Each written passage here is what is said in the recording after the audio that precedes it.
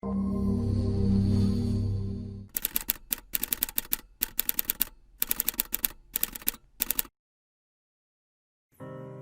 the morning, he shall devour the prey, and in the evening, he shall divide the spoils. In the morning, devour something. Throw your whole self at something. You'll never know what you can do and what you can be until you throw your whole self at it. Devour it. I mean, devour it. Don't try it. Devour it. Attack it. Attack it like you're going to kill it. Devour the prey. And in the evening, you divide the spoils. There is an old person down inside of you that's dependent on you to be smart. It's the person you're going to be 30, 40 years from now. Do not disappoint that person. Where are you going to be in 10 years? Where are you going to be in 20 years? Without even knowing you, I can tell you where you're going to be. Tell me what you're choosing right now, because the choices you make today will determine where you will be tomorrow. Not the choices you make tomorrow. The choices you make today will determine where you'll be tomorrow. And smart people, wise people, are always asking the question, what do I need to do today to get me where I need to be tomorrow? But you got to start something. You got to give God something to put his finger on, that Midas touch, where it turned into something. You got to let your imagination go.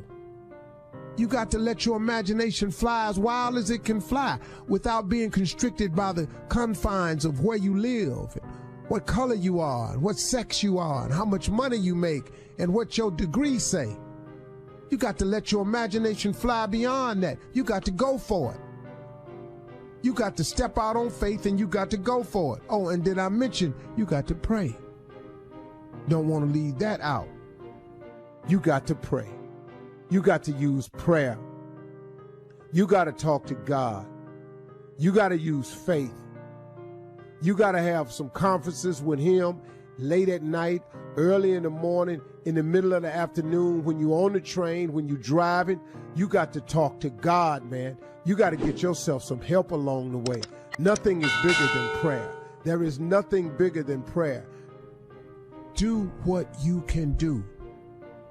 But start, man. Just get started today. Stop delaying it. Every time you put it off, you seem further away from it, don't you? Why won't you start? Let your imagination go. Open it up. You know, if you can't imagine, God sure can. When God created you, he put in you everything you need to fulfill your destiny. God is a strategic God. He's not random. He didn't just create you and say, let's see what they can do. Let's see what happens. God is precise. He's intentional down to the smallest detail. When he laid out the plan for your life, he carefully studied it.